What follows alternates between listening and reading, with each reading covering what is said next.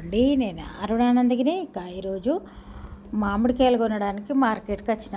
ఇక చాలా ఒక లైన్ మొత్తం మామిడికాయలే ఉంటాయి, రెండు ఇటు అటు. ఇక ఎక్కడ చూసిన మామిడికాయలే ఉంటాయి. మనం వెళ్ళంగానే మేము ముక్కలు కట్ చేసి ఇస్తామని ఇట్లా మనం ఎంబడేస్తూ ఉంటారు. సరే, మొత్తానికి టేస్ట్ చూసి పుల్లగా ఉన్నాయి, మనం సెలెక్ట్ చేసుకోవాలి. ఈసారి తక్కువనే అనిపించినాయి మామిడికాయలు, కానీ ఇక మరి మొత్తానికి ఏదో పెట్టాలి కాబట్టి ఈసారి అయితే నేనే టేస్ట్ చేసిన.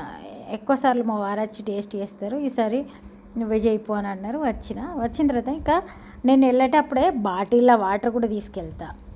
వాటర్ తీసుకెళ్తే వాటర్ తోటి కడుగుతారు, లేకుంటే వాళ్ళ దగ్గర ఉన్న వాటితోటి కడుగుతారు. తర్వాత ఇక మన వాటర్ గిట్ట మా వారు కార్లో పెట్టి తెస్తుండ్రు. ఇక కింద వాటర్ షీట్ కూడా మనదే తీసుకెళ్తా, ఒక క్లాత్ కూడా తీసుకెళ్తా. ఎందుకంటే మామిడికాయలు కడిగిన తర్వాత మళ్ళీ ఆరిన తర్వాతనే ముక్కలు కట్ చేయాలి, లేకపోతే పాడయ్యే ఛాన్స్ ఉంటుంది. అందుకని ఇక ముక్కలు కొట్టించుకొని, ఇక చూడండి మామిడి పండ్లు కూడా రసాలు మనం తినడానికి రసాలు కూడా తీసుకొని మార్కెట్కి వెళ్ళామంటే మరి మామిడి పండ్లు కొనుక్కొని వస్తే మంచిగా అనిపించేది.